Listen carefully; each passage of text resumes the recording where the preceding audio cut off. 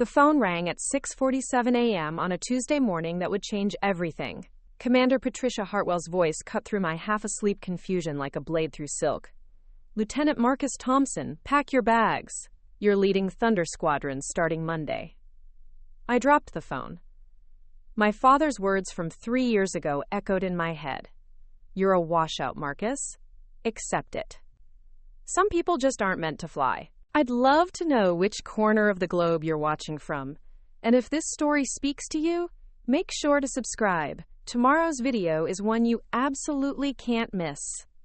Growing up in Bakersfield, California wasn't exactly the launching pad most kids dream of for becoming a Navy pilot. My father, Richard Thompson, owned a small auto repair shop on the east side of town, where the smell of motor oil and disappointment seemed to hang in the air like morning fog that never burned off. He'd served briefly in the Army as a mechanic during the Gulf War, never saw combat, never flew anything more sophisticated than a desk chair, but somehow that gave him all the authority he needed to crush dreams. I was 7 when I first saw the Blue Angels perform at the Fresno Air Show. The way those FA-18 Hornets carved through the sky in perfect formation, the precision, the raw power. It was like watching poetry written in jet fuel and G-forces. While other kids were mesmerized by the noise and spectacle, I was studying the angles, the timing, the impossible closeness of their wingtips. That night, I announced to my parents that I was going to be a Blue Angel pilot. My mother, Susan, smiled and ruffled my hair. "That's wonderful, honey. You can be anything you set your mind to." My father just grunted and changed the channel. High school was where the real battle began. I maintained a 3.8 GPA while working part-time at Thompson's Auto Repair, earning every dollar I could toward flight lessons at the small municipal airport 20 miles outside town.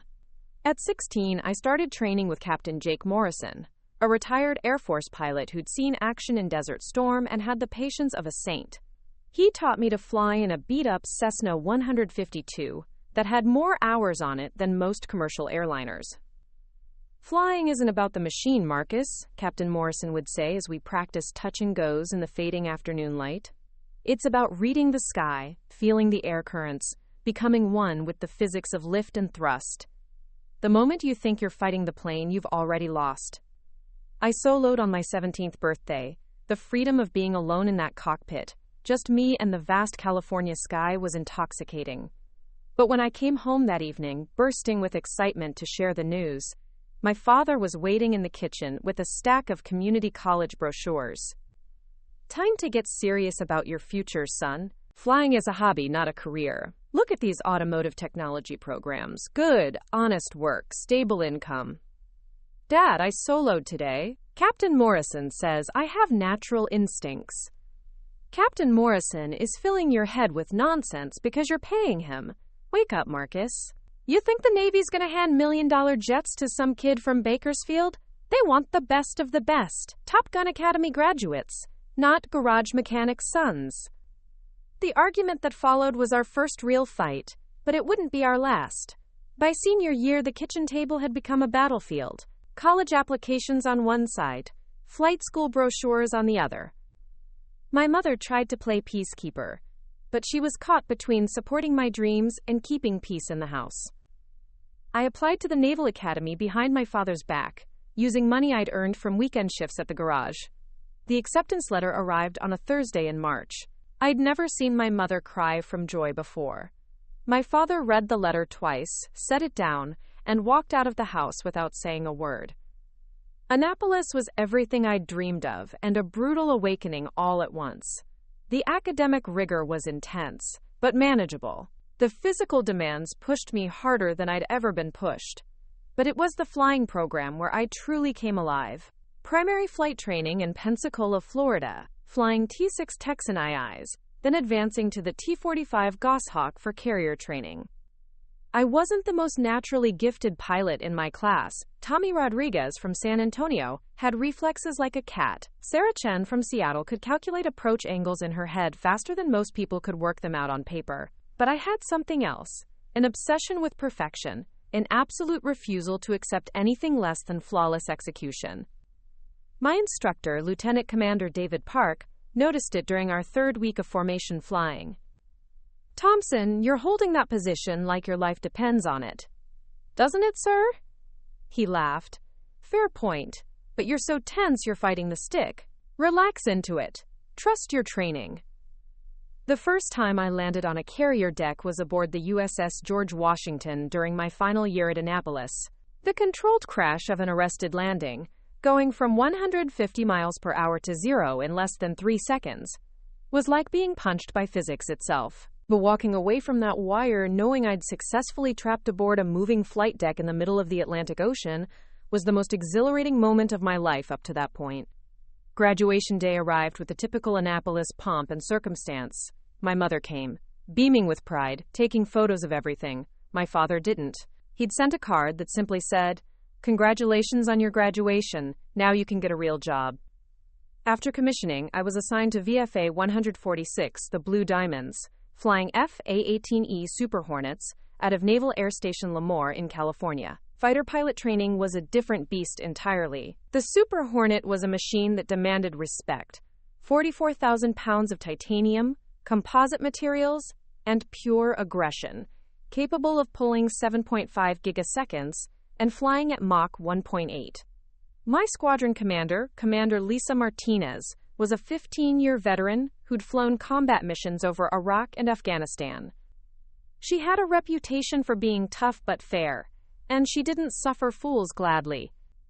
"Thompson, you fly like you're afraid to break something," she told me after my first week of advanced tactical training. "These jets were built to be pushed to their limits. If you're not occasionally scaring yourself, you're not training hard enough." She was right. I was still flying like that kid in the Cessna, treating the aircraft like something precious and fragile. But a Super Hornet wasn't meant to be babied.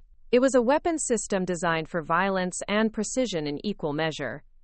The breakthrough came during a training exercise over the Mojave Desert. We were practicing beyond visual range combat, using radar and missiles to engage simulated enemy aircraft at distances of 50 miles or more. My radar warning receiver started screaming. I had multiple aircraft painting me with targeting radar from 3 different directions. Instead of panicking, something clicked. I rolled inverted, pulled the nose down into a steep dive while simultaneously launching chaff and flares to confuse incoming missiles, then pulled a crushing 6.5-G turn to beam the radar signals and break their lock. In 30 seconds of violent maneuvering, I'd defeated 3 simulated missile shots and positioned myself for a counterattack. "Holy hell, Thompson," came Rodriguez's voice over the radio. "Where did that come from?" I didn't answer because I didn't know. It was like muscle memory for something I'd never done before. Instinct honed by thousands of hours of practice, finally crystallizing into pure reaction. Commander Martinez debriefed me personally after that mission. "That was some impressive flying out there. Have you given any thought to applying for advanced programs?" "What kind of advanced programs, ma'am?" She smiled. "The kind that might interest someone with your particular skill set. There's a demonstration team that's always looking for exceptional pilots." My heart stopped. "Are you talking about—" "I'm not talking about anything officially. But hypothetically, if someone were to suggest you start working on your aerobatic skills and formation precision, it might be worth listening to that someone." That night, I called home for the first time in 6 months. My mother answered on the second ring. "Marcus, how are you, sweetheart? We saw on the news about those exercises you've been doing. Are you staying safe?" "I'm fine, Mom. Is Dad around?" There was a pause. "He's in the garage. Hold on." I heard muffled conversation, then heavy footsteps. My father's voice came through the line, cautious and distant. "Marcus?" "Hey, Dad. How's business?" "Same as always. What do you need?" The question hit me wrong. Not "how are you" or "good to hear from you," but "what do you need?" Like the only reason I'd call was to ask for something. "I don't need anything. I just wanted to tell you that my commander thinks I might be good enough for some special programs. Advanced flying." "That's nice." "Dad, I'm talking about potentially applying for the Blue Angels." Silence stretched between us for what felt like an eternity. When he finally spoke, his voice was tired and flat. "Marcus, when are you going to stop chasing fantasies and focus on building a real career? You're a decent pilot, I'm sure, but the Blue Angels? Come on. Those guys are legends. They're the absolute best of the best. And no offense, son, but you're not that. You never were. The words hit me like a physical blow. Not that he doubted me. I was used to that by now. But the casual certainty in his voice, the complete dismissal of any possibility that his son might actually be exceptional at something. You don't know what you're talking about, I said quietly. I know enough. I know you've been chasing this dream since you were 7 years old, and I know dreams don't pay bills or build futures. Do you want my advice? Focus on being the best regular Navy pilot you can be. That's still something to be proud of. I hung up without saying goodbye. A lot of love and effort went into bringing this story to life. If you're enjoying it, we'd be so grateful if you'd subscribe to our channel. Now back to where we left off. 2 weeks later, I submitted my application for the Blue Angels. The Blue Angels selection process is designed to break you. 3 months of the most grueling evaluation a military pilot can endure. Out of 247 applications that year, only 38 made it to the initial screening. From there, 12 would be invited to Pensacola for flight evaluations. 6 would make the final cut. My first test flight was with Lieutenant Commander Michael Stevens, the team's lead solo pilot. The brief was simple. Fly a standard aerobatic sequence while maintaining radio communication and demonstrating precision formation flying. What they didn't tell you was that Stevens would spend the entire flight pushing you to your breaking point, testing not just your flying skills but your composure under pressure. We launched from Pensacola Naval Air Station in matching F/A-18 Hornets on a crisp October morning. The moment we were airborne, Stevens' voice crackled through my headset. Thompson, take the lead position. We're going to run through some basic formations. Basic formations. Right. Within 5 minutes, we were flying 18 inches apart at 400 knots, executing barrel rolls that would make civilian pilots lose their lunch. Stevens was glued to my right wing like he was magnetically attached, never varying by more than a few inches despite the violent maneuvers. Tighten it up, Thompson. My grandmother could hold a better position than that. I adjusted, bringing my aircraft closer until our wingtips were practically touching. The concentration required was absolute. 1 moment of inattention, 1 small input error, and we'd both be smears across the Florida Panhandle. Better. Now let's see your vertical work. On my mark, we're going straight up. Hold formation through the entire climb. The vertical maneuver was where most candidates failed. Pulling a Hornet into a straight vertical climb while maintaining precise formation flying required perfect throttle control and an intuitive understanding of energy management. Too much power and you'd overshoot your wingman. Too little and you'd fall behind, breaking formation. We pulled into the vertical at 450 knots. Both aircraft pointed straight at the sky like missiles. The G-forces pressed me deep into my ejection seat as we climbed through 10,000 feet, then 15,000, then 20,000.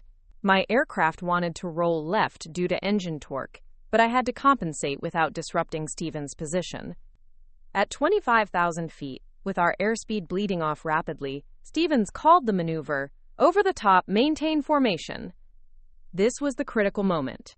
As we crested the top of the loop, both aircraft temporarily weightless, I had to maintain perfect position while our jets transitioned from climbing to diving. One wrong move and we'd collide in midair.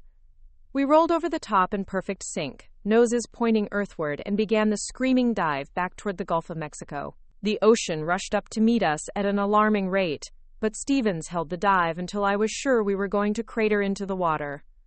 Pull out now! Both aircraft pulled simultaneously into a crushing 6G recovery, leveling off just 500 feet above the waves. My vision tunneled from the G-forces, but I held position. Not bad, Thompson. Let's see how you handle some real pressure. What followed was 45 minutes of the most demanding flying I'd ever experienced. High-speed formation changes, inverted flight, knife-edge passes where we flew on our sides just feet apart.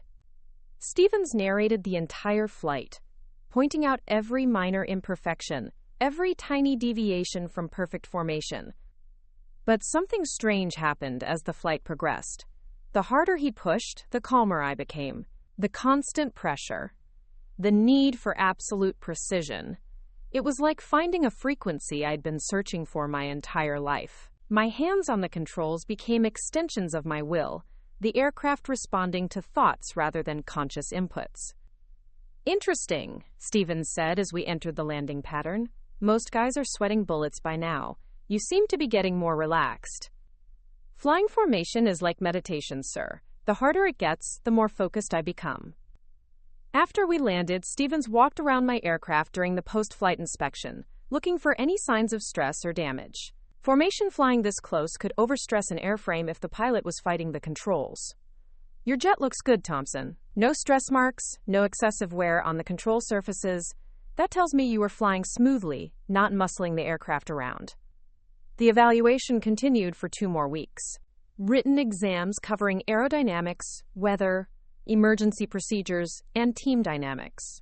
Psychological evaluations to ensure I could handle the pressure of performing in front of millions of spectators. Physical fitness tests that pushed candidates to their limits.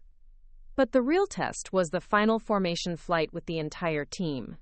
6 aircraft flying in the signature Blue Angels diamond formation, with me flying as the slot pilot, the most demanding position, tucked underneath and behind the lead aircraft with just inches of clearance. Commander Patricia Hartwell was the flight leader that day, a 20-year Navy veteran who'd flown combat missions over 3 different conflicts.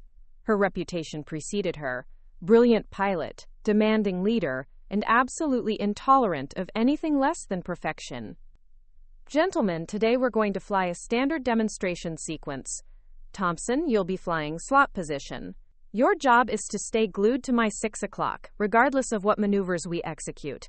If you can't handle the pressure, speak up now. I keyed my radio. Ready to fly, ma'am. The demonstration sequence was a carefully choreographed ballet of precision flying. The diamond formation executed loops, rolls, and high-speed passes that would challenge even experienced aerobatic pilots. Flying slot position meant I had to anticipate every move Hartwell made while maintaining exact spacing from the aircraft around me. During a particularly demanding maneuver called the diamond barrel roll, all 4 aircraft rolled around a common point while maintaining formation. The G-forces and spatial disorientation were intense, but I locked onto Hartwell's aircraft and followed her through the entire sequence without deviating. Slot, how are you doing back there? Came Hartwell's voice.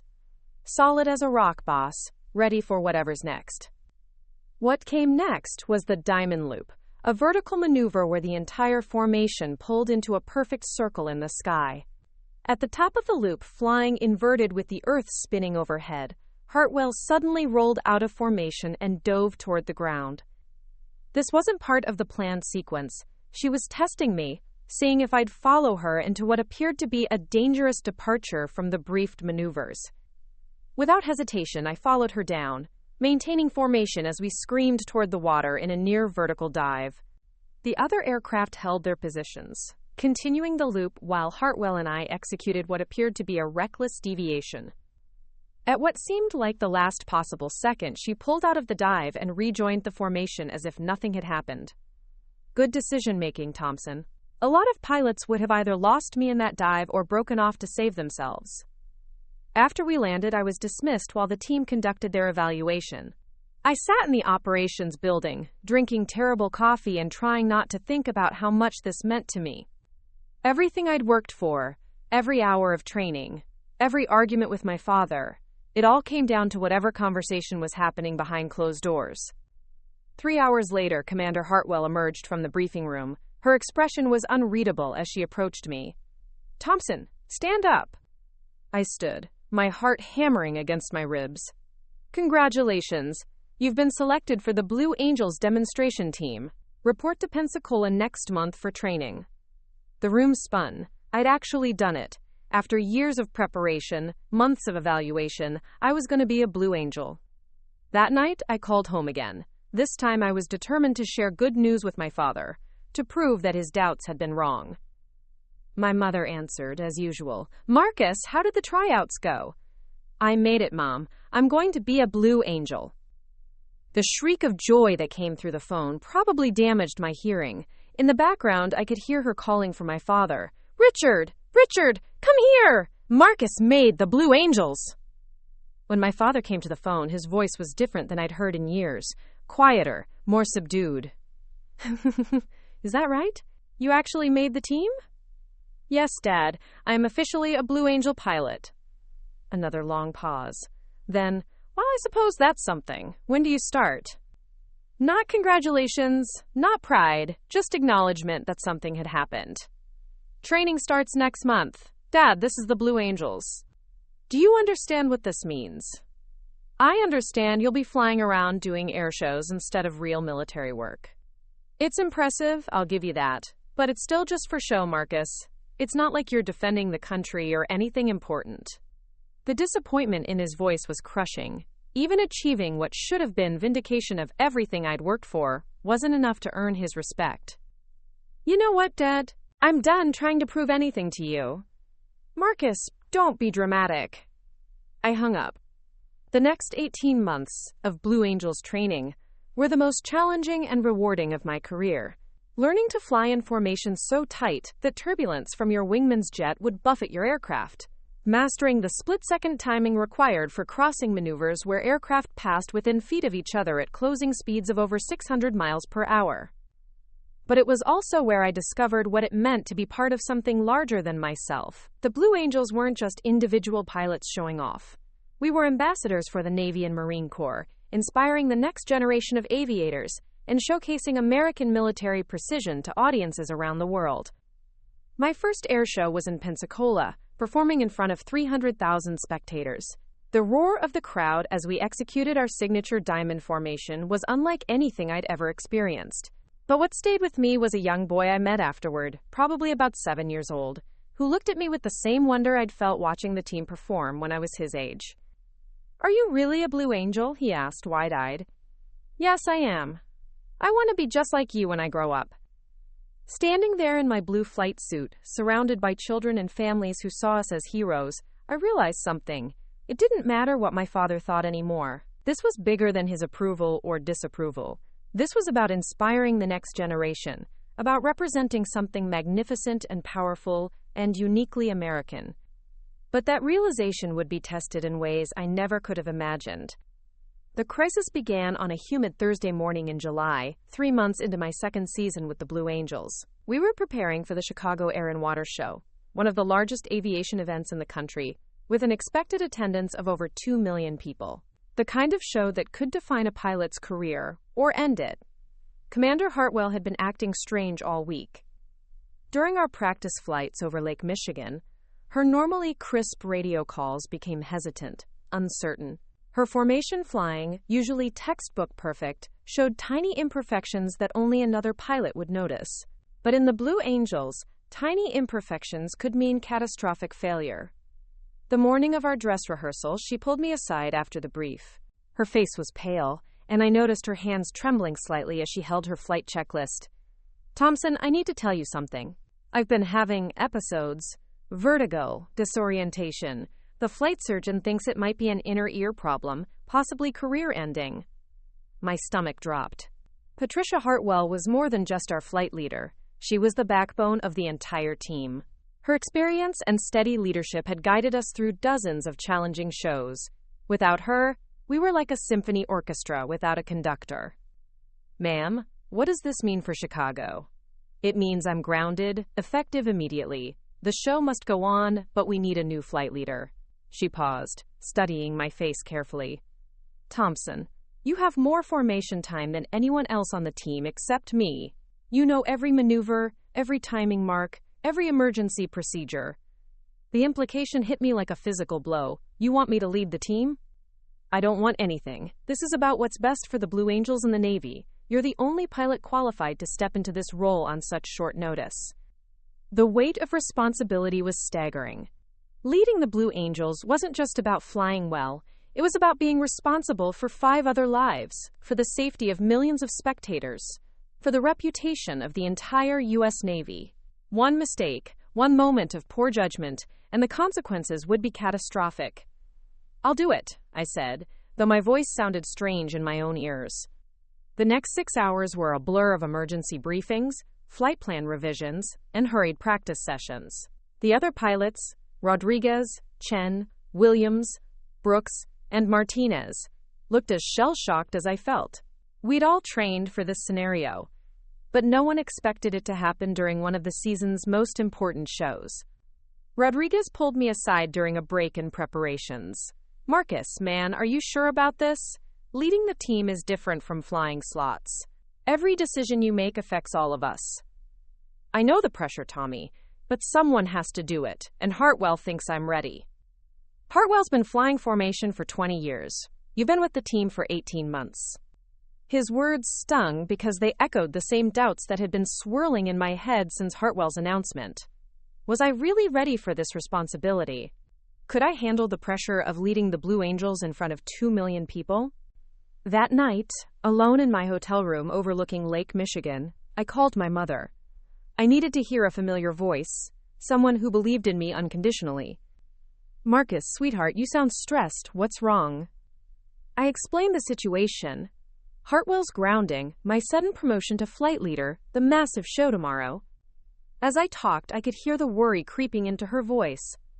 "Oh, honey, that's such a big responsibility. Are you sure you're ready for something like this?" Even my mother was doubting me. The one person who'd always supported my dreams was questioning whether I was capable of rising to this challenge. "I have to be ready, Mom. There's no one else." "What does your father think about all this?" The question hung in the air like smoke.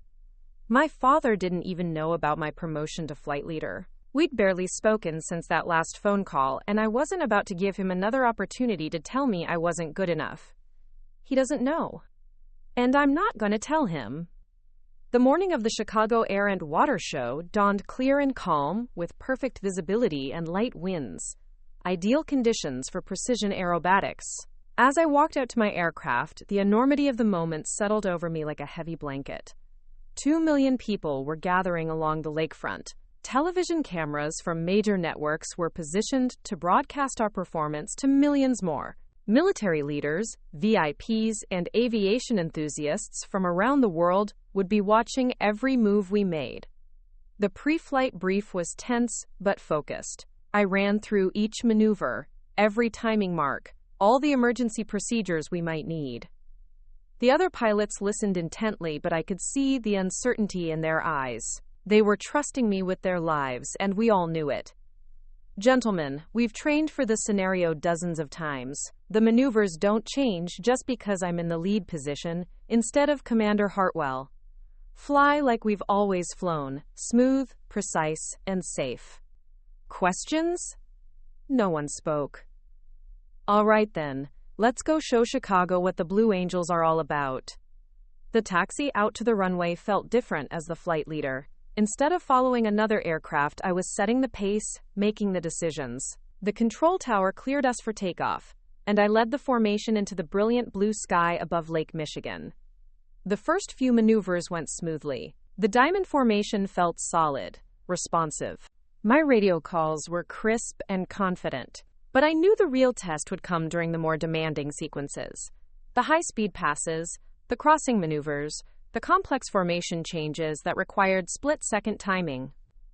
"Diamond, prepare for the barrel roll sequence. On my mark, mark." All 4 aircraft rolled around a common axis, maintaining perfect formation throughout the 360-degree rotation. From the ground, it would look like a single 4-headed creature performing an impossible dance in the sky. "Beautiful roll, lead."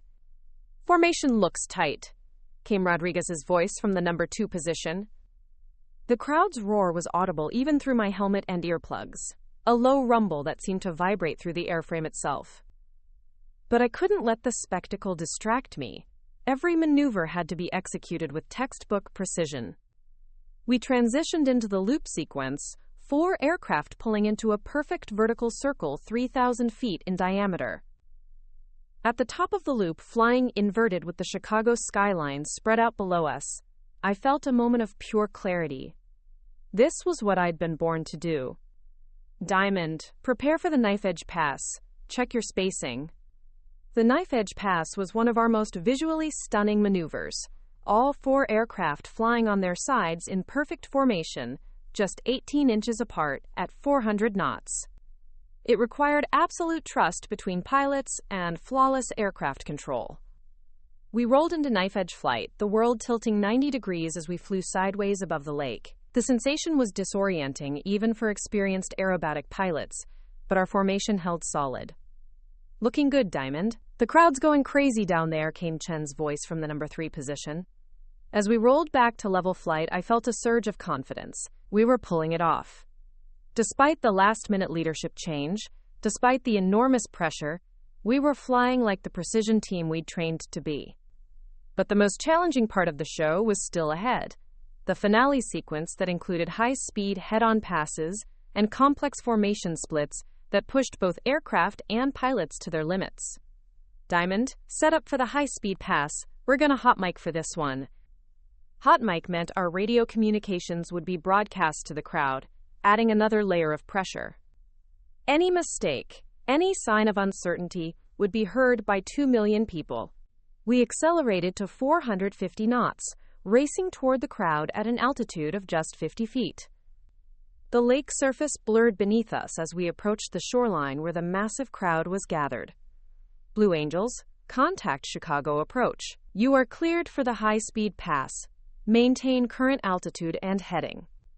Chicago approach, Blue Angels flight of 4. We have the crowd in sight. Commencing high-speed pass. The roar of 4 FA-18 engines at full power echoed off the downtown buildings as we screamed over the lakefront. The crowd's reaction was instantaneous and thunderous. A wall of sound that seemed to shake the very air around us. But as we pulled up into a climbing turn to set up for the next maneuver, I heard something that made my blood run cold. Rodriguez's voice, tight with concern. "Lead, I've got a problem. Engine warning lights across the board. I think I'm losing power." An engine failure during an air show, with millions of people watching, was every demonstration pilot's worst nightmare. Rodriguez was flying just 18 inches from my right wing, and if his engine quit completely, he'd have to execute an emergency landing while maintaining formation until the last possible second. 2. Can you maintain formation? Affirmative for now, but I'm going to need to break off soon. Engine temps are climbing fast. This was the moment that would define not just the show, but my entire career as a Blue Angels pilot. How I handled this emergency would determine whether I was truly ready to lead this team, or if my father had been right all along about my limitations. Diamond, we're going to execute emergency separation procedure Bravo. 2, you'll break left on my mark and proceed directly to Pensacola for emergency landing. 3 and 4, close-up formation to maintain the display. Roger, lead, braking left in 3, 2, 1, brake. Rodriguez's aircraft peeled away from the formation smoothly, heading for the safety of Naval Air Station Pensacola, while we continued the show with 3 aircraft instead of 4. What happened next would change everything.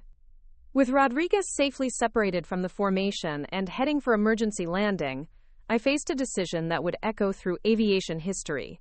The standard protocol was to terminate the demonstration immediately when an aircraft experienced mechanical failure. Safety always came first, and continuing the show with a reduced formation would be unprecedented. But as I looked down at the 2 million faces turned skyward, as I thought about the children who had traveled hundreds of miles to see the Blue Angels perform, something inside me refused to accept defeat. Chicago approach, Blue Angels lead requesting permission to continue demonstration with modified formation. The air traffic controller's voice crackled back immediately. Blue Angels lead, are you sure? We can clear the airspace for immediate landing if needed. Negative, Chicago, we're continuing the show. What I did next had never been attempted in Blue Angels history. Instead of flying the standard 4 aircraft maneuvers with 1 plane missing, I began calling out completely new formations on the fly, redesigning our choreography in real time to accommodate 3 aircraft instead of 4. 3 and 4, we're going to modify the diamond loop. 4, you'll take the slot position behind me. 3, maintain the right wing. We're going to show them something they've never seen before. Chen's voice came back uncertain. Lead, we've never practiced 3-ship diamond formation.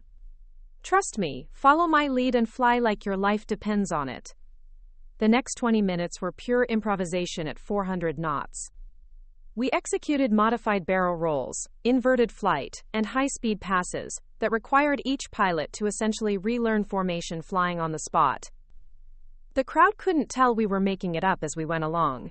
To them, it looked like a precisely planned display of aerial artistry.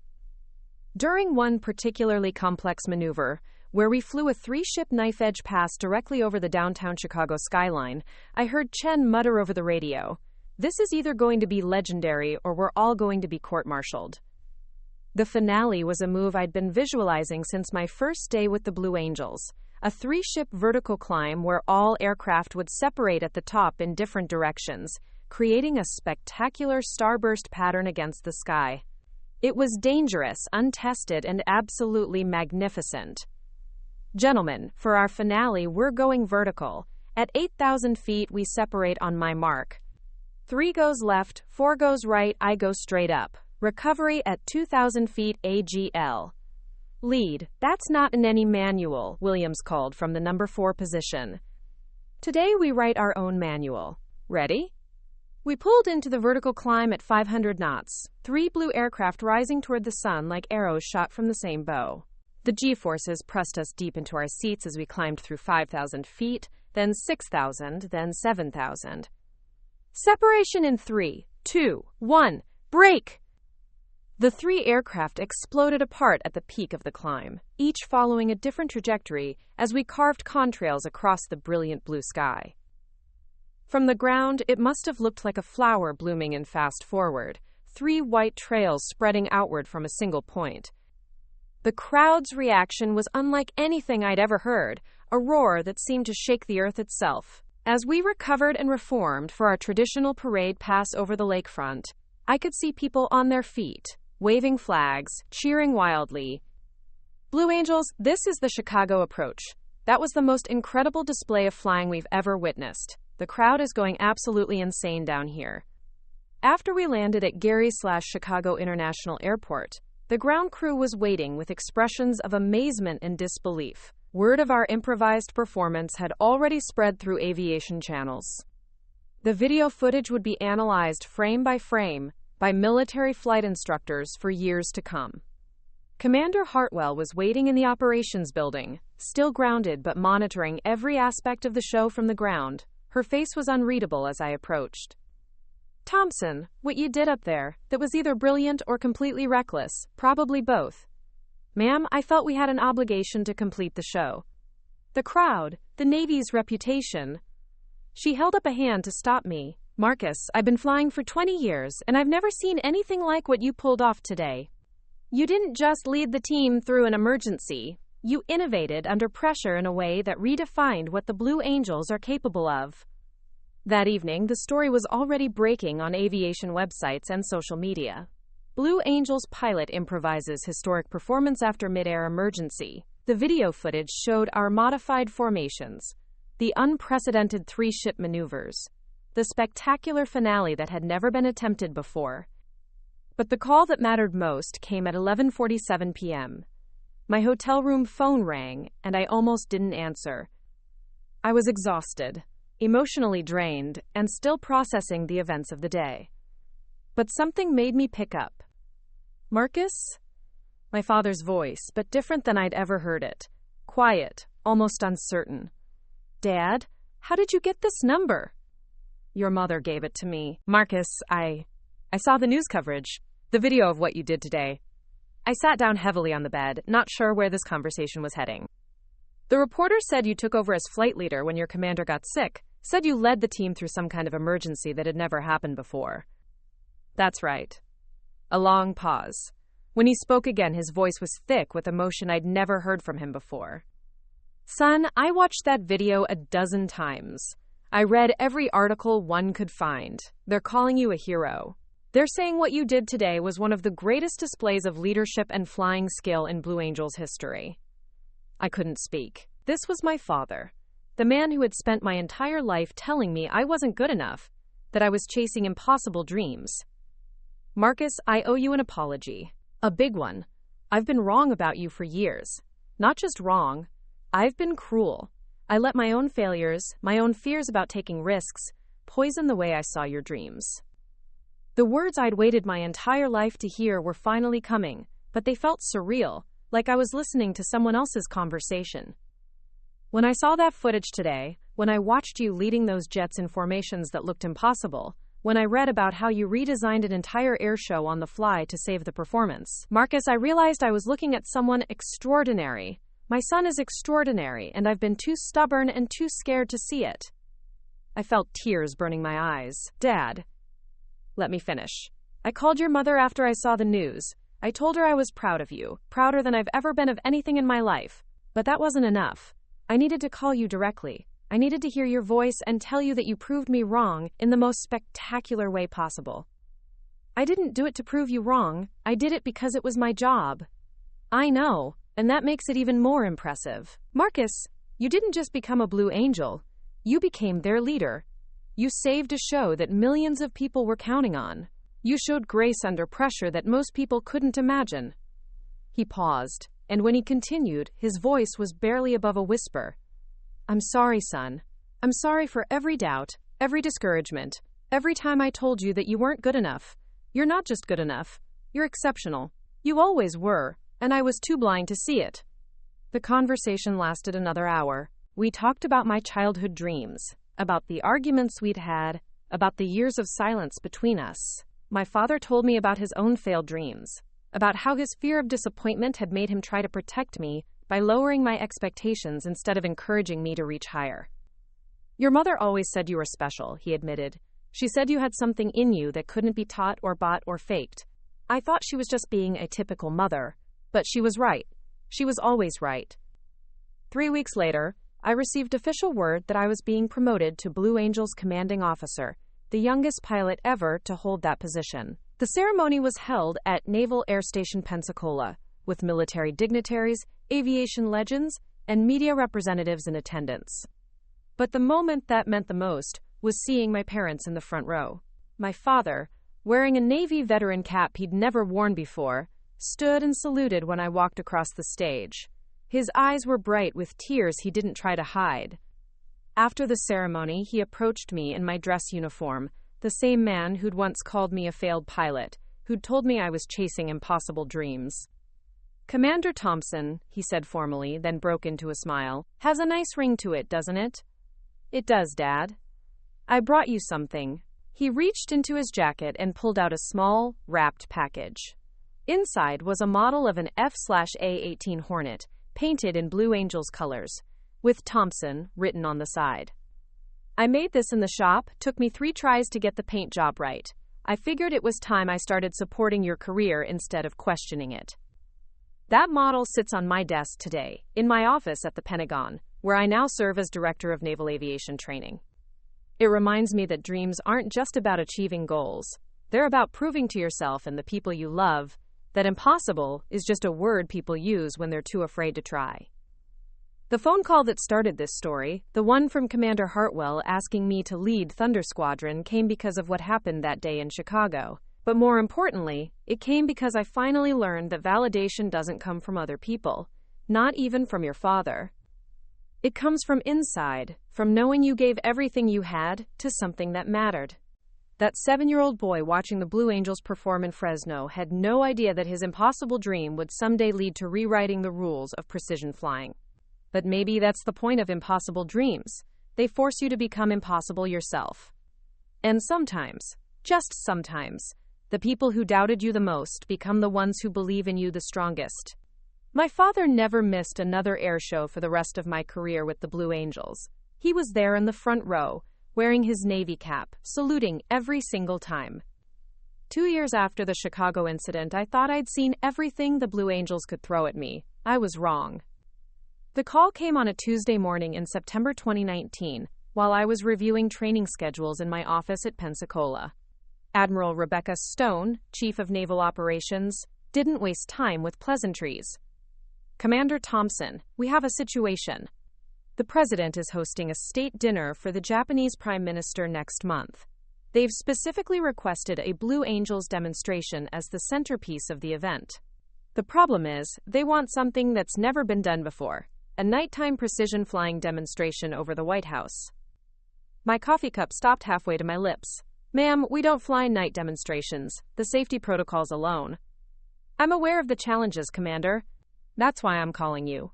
After what you accomplished in Chicago, the Navy brass believes if anyone can make this work, it's you. Night formation flying was exponentially more dangerous than daytime operations. Visual references disappeared, depth perception became unreliable, and the margin for error shrank to almost nothing. The Blue Angels had never attempted a night demonstration in their 73-year history. Admiral, what's the timeline? 4 weeks. You'll have access to unlimited resources, priority airspace, and whatever personnel you need. But Commander, understand this. Failure isn't an option. This demonstration will be broadcast live to over 50 million people worldwide. The President, foreign dignitaries, and the international media will all be watching. After she hung up, I sat in my office staring at the wall for 10 minutes. 4 weeks to develop, test, and perfect a night demonstration that defied every safety protocol we'd ever established. It was impossible, which meant it was exactly the kind of challenge I'd been training for my entire life. I assembled my team that afternoon. The same pilots who'd flown with me through the Chicago emergency, plus our newest member, Lieutenant Sarah Mitchell, a former F-35 test pilot with nerves of steel and reflexes like a fighter jet herself. Gentlemen and lady, we've been tasked with something that's never been attempted. Night precision formation flying over restricted airspace in Washington, D.C., with zero margin for error and the entire world watching. Rodriguez leaned back in his chair. So, just another Tuesday then? The laughter broke some of the tension, but everyone understood the gravity of what we were facing. Chen raised her hand. Boss, what about navigation? Our normal visual references won't exist at night. That's where things get interesting. We're going to completely reinvent how the Blue Angels operate. Instead of relying on visual formation flying, we're going to use a combination of night vision systems, GPS precision guidance, and LED formation lights that will turn our aircraft into flying constellations. The next 3 weeks were a blur of 18-hour days, experimental flights, and technological innovation that pushed the boundaries of what was possible. We worked with engineers from Lockheed Martin to develop a custom lighting system that would make our aircraft visible to each other and create a spectacular light show for the audience below. Each F/A-18 was equipped with programmable LED strips along the wings, fuselage, and tail surfaces. During flight, we could change colors, create patterns, and synchronize lighting effects across all 6 aircraft. It was like turning fighter jets into flying works of art. But the technology was only half the challenge. Night formation flying required completely relearning muscle memory that had been developed over thousands of daylight hours. Distances looked different, speeds felt different, and the psychological pressure of flying in darkness was unlike anything we'd experienced. Our first test flight was a disaster. Flying in perfect darkness over the Gulf of Mexico, we could barely maintain basic formation, let alone execute complex maneuvers. Mitchell nearly collided with Williams during a simple turn, and I had to call off the exercise after 20 minutes.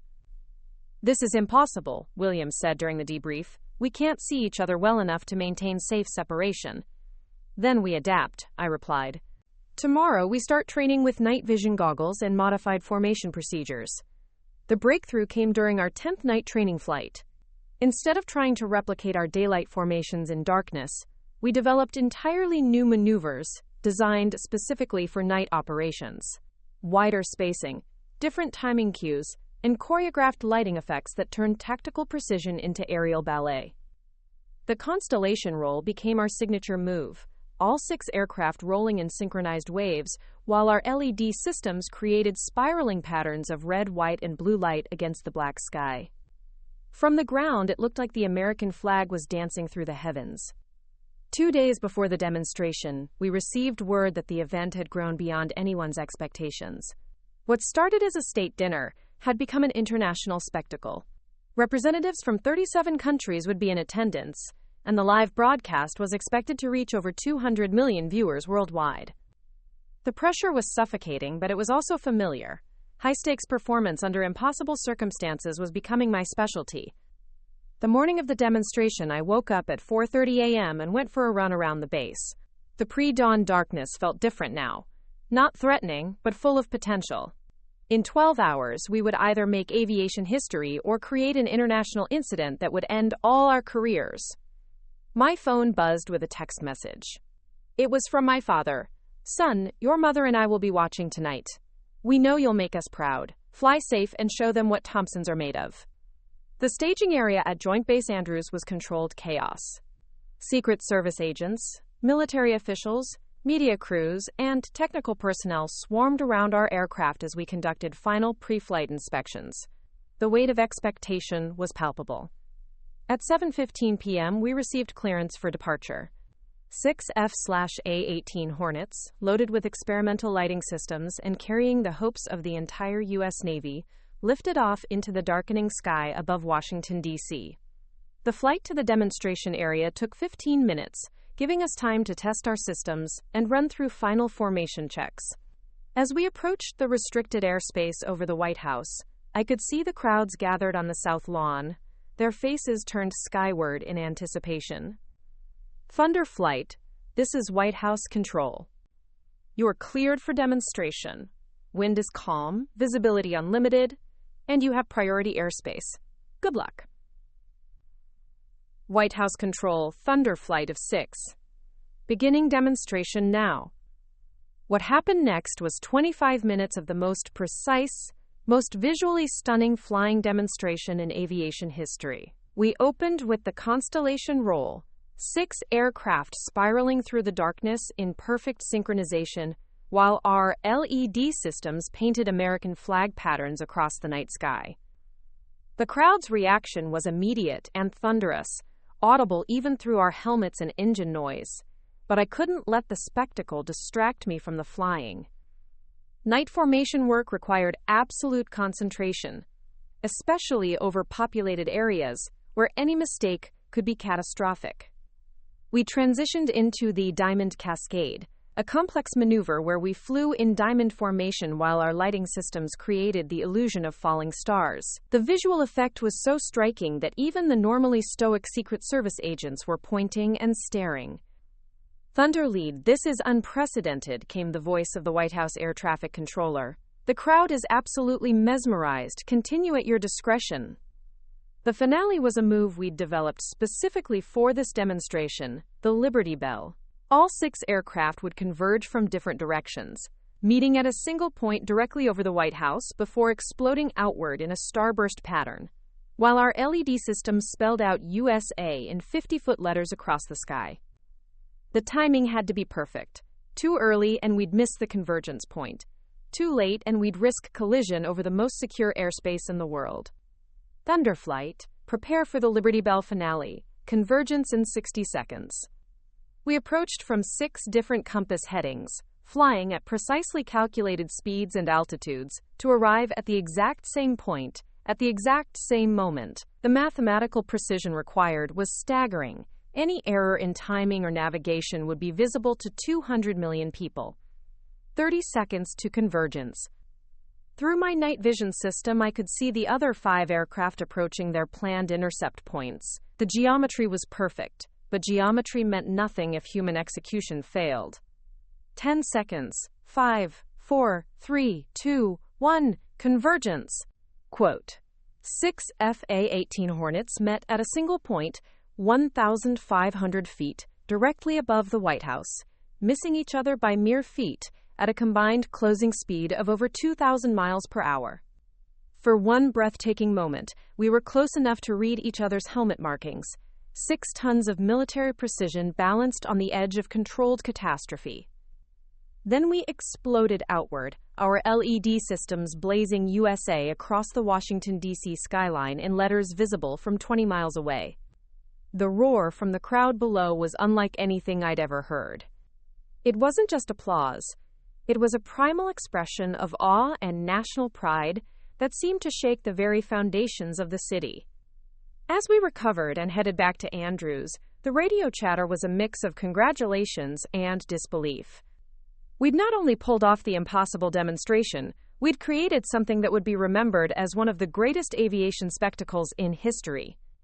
The debrief lasted until after midnight. Military officials, aviation experts, and media representatives wanted to understand every aspect of what we'd accomplished. The consensus was unanimous. We'd redefined what was possible in precision aviation. But the moment that mattered most came the next morning, when my phone rang at 6:30 a.m. "Marcus, it's your father."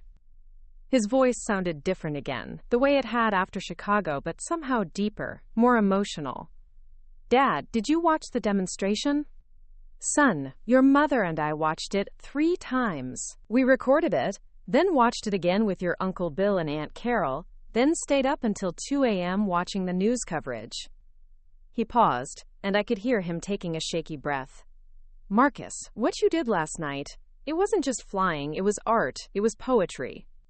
It was everything beautiful about human achievement wrapped up in 25 minutes of impossible precision." "Thank you, Dad. That means everything to me." "No, son, thank you. Thank you for showing me what it looks like when someone refuses to accept limitations. Thank you for proving that dreams aren't just fantasies. They're blueprints for changing the world." The conversation continued for an hour. He told me about watching neighbors gather in their yards to see the demonstration broadcast on outdoor screens, about how the local news had interviewed him as, quote, "the father of the Blue Angels commander who made history over Washington," about how proud he was to tell everyone that his son was the pilot who'd turned the night sky into an American flag. "You know what the reporter asked me?" he said near the end of our call. "What?" "She asked me if I always knew you'd achieve something this extraordinary. And Marcus, I told her the truth, that I was too scared and too small-minded to see your potential when you were young. But I also told her that watching you last night, seeing what you've become, was the proudest moment of my life."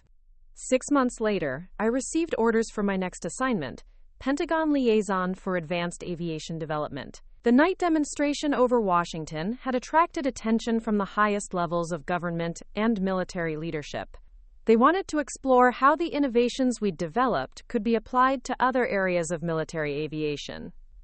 My final flight as Blue Angels commanding officer was at the Pensacola Homecoming Show, the same airfield where I'd first reported for duty 5 years earlier.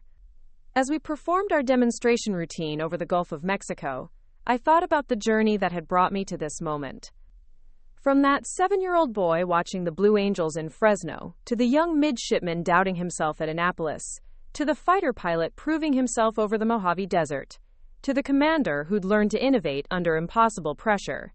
Every step had led to this. After we landed, I found my father waiting by the aircraft. He was wearing his Navy veteran cap and the same proud smile he'd worn at my promotion ceremony. But this time, he had something new. A framed photograph of our night demonstration over Washington, with Thompson Family Legacy engraved on the bottom. "I wanted to give you this before you head to your new assignment," he said. "It's not just a picture of an air show, Marcus. It's proof that impossible is just a word people use before they meet someone like you." As I looked at that photograph, 6 aircraft painting the American flag across the night sky above the most powerful city in the world, I realized that the real victory wasn't the demonstration itself. It wasn't even earning my father's pride and respect. The real victory was learning that the only limitations that matter are the ones you accept. Everything else is just turbulence. And turbulence is temporary. That night, as I packed up my office at Pensacola, I found the model F/A-18 my father had made for me years earlier. It still sat on my desk, a reminder of how far we'd both traveled from those arguments in the kitchen in Bakersfield. I wrapped it carefully and placed it in my bag. Tomorrow, I'd start a new chapter, but I'd carry with me the lessons learned in the cockpit of a Blue Angel. That precision comes from practice, that innovation comes from pressure, and that sometimes the most impossible dreams are just visions of what's waiting on the other side of fear. The kid who'd been called a failed pilot had become the man who taught the world new ways to fly. And somewhere in a garage in Bakersfield, an auto mechanic was telling anyone who'd listen about his son, the Blue Angel, who'd painted the American flag across the night sky over Washington, D.C. Some stories end with vindication. The best ones end with transformation, not just of the dreamer, but of everyone who learns to see the world through their eyes. That morning when Admiral Stone first called about the impossible night demonstration, I thought she was asking me to prove something. Now I understand she was asking me to become something. A bridge between what is and what could be, between the limits we accept and the possibilities we create. The phone that started this whole journey, the one that woke me up with news of leading Thunder Squadron, sits silent now on my Pentagon desk. But sometimes, late at night when I'm working on the next generation of military aviation innovations, I think I can still hear it ringing, with the sound of impossible dreams demanding to become reality. And every time, I answer on the first ring. Looking for more? We've got 2 amazing stories ready for you right on screen. If this one touched you, these are absolutely worth your time. Click to watch them now. And hey, subscribe and hit that bell to never miss our latest uploads.